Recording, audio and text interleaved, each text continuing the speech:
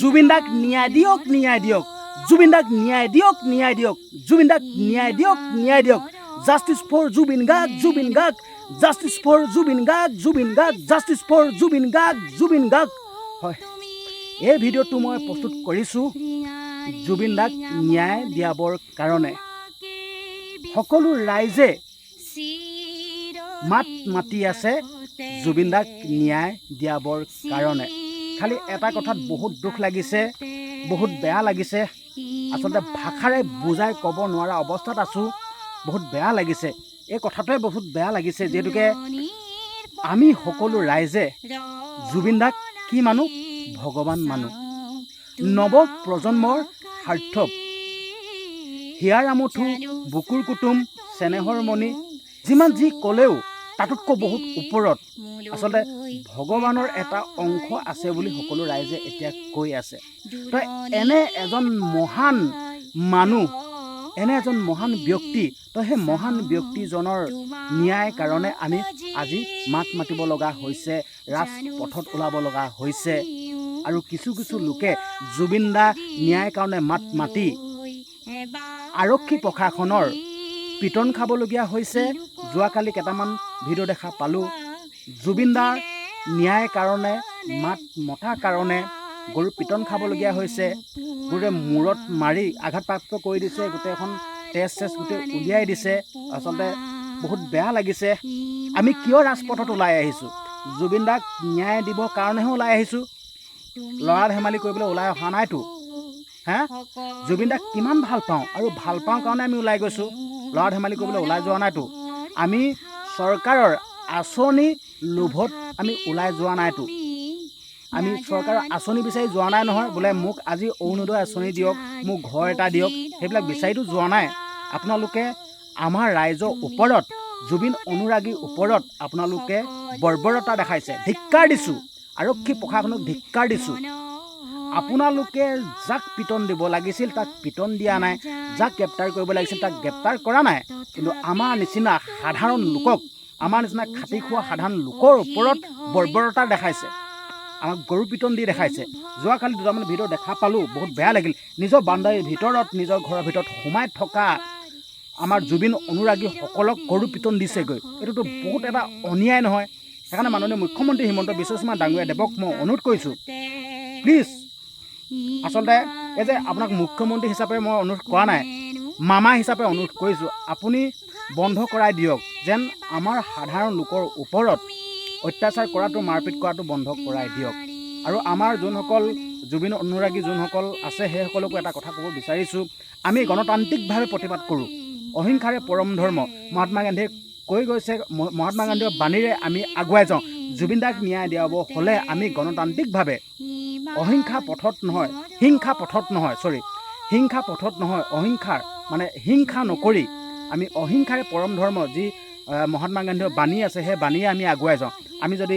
হিংসা কৰি যদি প্ৰতিবাদ কৰোঁ নহয় আমি জুবিন দাক ন্যায় দিয়াব নোৱাৰোঁ সেইকাৰণে আমাৰ জুবিন অনুৰাগীসকলকো অনুৰোধ থাকিল যেন আমি হিংসা নকৰোঁ আমি বস্তু বাহিনী ভাঙি চিঙি এইবিলাক আমি নকৰোঁ মুঠৰ ওপৰত আমি ভালমতে যি আইনখনক মানি যি সংবিধানক মানি গণতান্ত্ৰিকভাৱে প্ৰতিবাদ কৰি আমি জুবিন দাক ন্যায় দিয়াব লাগিব আচলতে মই এই ভিডিঅ'টো এইটো কাৰণে বনাইছিলোঁ আমাৰ গৰিমা বৌক উদ্দেশ্যি এই ভিডিঅ'টো বনাইছিলোঁ আচলতে মই বৰ্তমান এতিয়া ক'ত আছোঁ আপোনালোকক দেখুৱাই দিছোঁ দেই চাই লওক মই বৰ্তমান এতিয়া উপস্থিত আছোঁ মই বাৰীত হয়তো আপোনালোকে ভিডিঅ'টো দেখিয়ে গম পাইছে আন্ধাৰ হৈ আছে আৰু কেঁচু কুমতি মাত আহি আছে মই এতিয়া বৰ্তমান আছোঁ বাৰীত মই এইটো কাৰণেই আছোঁ আচলতে বহুত বেয়া লাগে আচলতে আমাৰ নিচিনা খাটি খোৱা মানুহকহে মানুহে কি কয় অন্যায় কৰে গম পায় নাই মই বাৰীত এইটো কাৰণে আছোঁ ইয়াত কি হয় খেলোঁ আপোনালোকে গম পায়নে গোটেইখন চোৰে কি কয় গম পাইছেনে কলডিল চলডিল লাগি থাকে কল লাগে এইবিলাক কাটি কাটি লৈ যায় কিমান বেয়া কাম কৰে আপোনালোকে গম পায় এইবিলাক কলডিল চলডিল কাটি কাটি লৈ যায়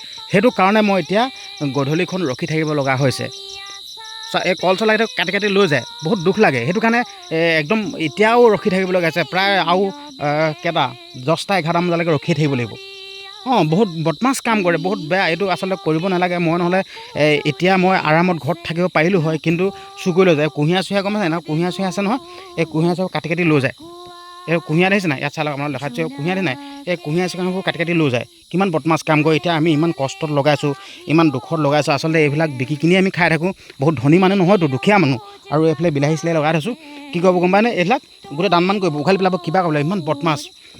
এবাৰ যে বিলাহী পচাই থৈছিলোঁ 3-4 পেকেটমান, একে ৰাতিতে 2-3 পেকেট মানে উঘালি লৈ গ'ল নাৰ্চাৰীৰ পৰা। কেনেকুৱা বদমাছ কাম কৰে, সেইকাৰণে বহুত দুখ লাগে। আচলতে আমাৰ নিচিনা সাধাৰণ মানুহকহে অন্যায় কৰে।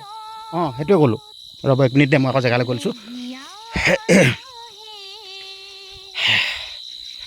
ৰ'ব, মই ইয়াত মানে টিংটোতে বহি আছিলোঁ এইটোত। আচলতে এই ভিডিঅ'টো মই গৰিমা বৌক দুটামান কথা ক'বলৈ বনাইছিলোঁ।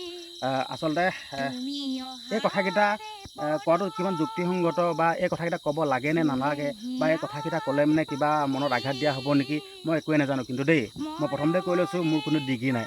মই এটা খেতি কৰা ল'ৰা, মই খেতি কৰোঁ। না মই সাংবাদিক, না মই উকিল, না মই বুদ্ধিজীৱী, না মই ডিগ্ৰীধাৰী। মই সেয়াৰ ভিতৰত এটাও নহয়। মই এটা খেতি কৰা ল'ৰা, মোৰ ঘৰ পাহাৰৰ কিনাৰত। আপোনালোকক মই পাহাৰখন দিনত হোৱা দেখুৱাই দিলোঁহেঁতেন, কিন্তু এতিয়া মই বাৰীত আছোঁ যেন মই এতিয়া পাহাৰখন আপোনালোকক দেখুৱাব নোৱাৰোঁ। কাৰণ কেলৈ, পাহাৰখন বহুত আঁতৰত আছে। এতিয়া আন্ধাৰ নহয়, লাইট চাইট নাই ন, নহ'লে আপোনালোকক দেখুৱাই দিলোঁহেঁতেন। তো আচলতে বহুত বেয়া লাগি আছে। সমগ্ৰ অসমবাসী ৰাইজে জুবিন দাৰ ন্যায়ৰ কাৰণে মাত মাতি আছে।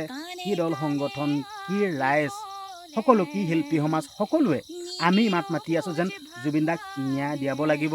জুবিন দাৰ লগত যোনকেইজনে অন্যায় কৰিলে, যি ছিংগাপুৰত নি জুবিন দাক যি চিৰ বিদায় দিলে, সেইকেইটাক ওপৰত তদন্ত হ'ব লাগে, আমি কৈ আছোঁ। কিন্তু গৰিমা বৌক মই এইটো কথাই ক'বৰ কাৰণে ভিডিঅ'টো বনাইছোঁ যেন বৰ্তমান সময়ত গৰিমা বৌ নিমাত, গৰিমা বৌৰ পৰিয়ালবৰ্গৰ নিমাত। আচলতে এইটো সময়ত কি পৰিস্থিতি হৈ আছে বা কি পৰিস্থিতি হৈ থকা নাই, মই এই বস্তুটো ক্ষমা খুজিছোঁ, বা আপোনালোকেহে গম পাব যে মনত কি দুখ হৈ আছে। কিন্তু হ'লেও আমাৰো বহুত দুখ হৈ আছে। যিহেতুকে আপুনি ফেচবুক লাইভ আহি দুটামান কথা কৈছিল, আৰু সেই কথাকেইটা শুনি ভালো লাগিল, বেয়াও লাগিল, বা সেই কথাটো সমগ্ৰ অসমবাসী ৰাইজে ক'ব। কিন্তু এই মুহূৰ্তত মই ক'ব বিচাৰিছোঁ যেন ইমান কেইদিন আপুনি মৌন হৈ আছে, তো আপুনি মুঠত এষাৰ কথা কওক। আচলতে আমি জুবিন দাক যিমান বুজি পাওঁ, যিমান চিনি পাওঁ জুবিন দাক, কিন্তু গৰিমা বৌ আপুনি তাতোতকৈ 1000 গুণ চিনি পায়, 1000 গুণ বুজি পায়। কাৰণ কেলৈ, আপুনি ছাঁটোৰ দৰে আপুনি জুবিন দাৰ লগত থাকে, ছাঁটোৰ দৰে।